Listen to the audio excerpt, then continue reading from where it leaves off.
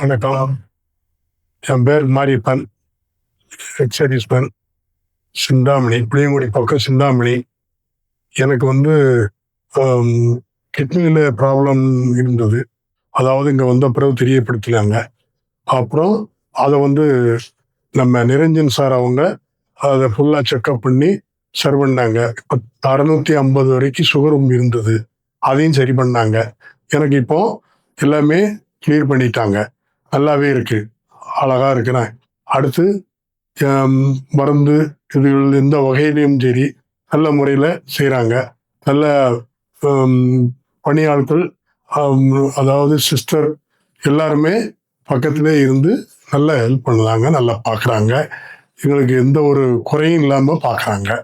எல்லாமே அதாவது மின்னல் வேகத்தில் நம்மளுக்கு இது பண்ணிட்டு இருக்காங்க. அதே போல் நான் இன்னைக்கு போனேன், செவ்வாய்க்கிழமை அட்மிட் ஆகினேன். 9 நாள் ஆகிடுது. இன்னைக்கு அதாவது 29ஆம் தேதி அட்மிட் ஆனேன்னு நினைக்கிறேன். ஐசியூவில் வச்சுருந்தாங்க. இன்னைக்கு டிஸ்சார்ஜ் ஆகிறேன். இப்போ எனக்கு எந்த ஒரு பிரச்சனையும் இல்லை. முதல்ல மூச்சு திணறல், நடக்க முடியல, ஏகப்பட்ட பிரச்சனை இருந்தது. காய்ச்சலோட தான் வந்தேன்.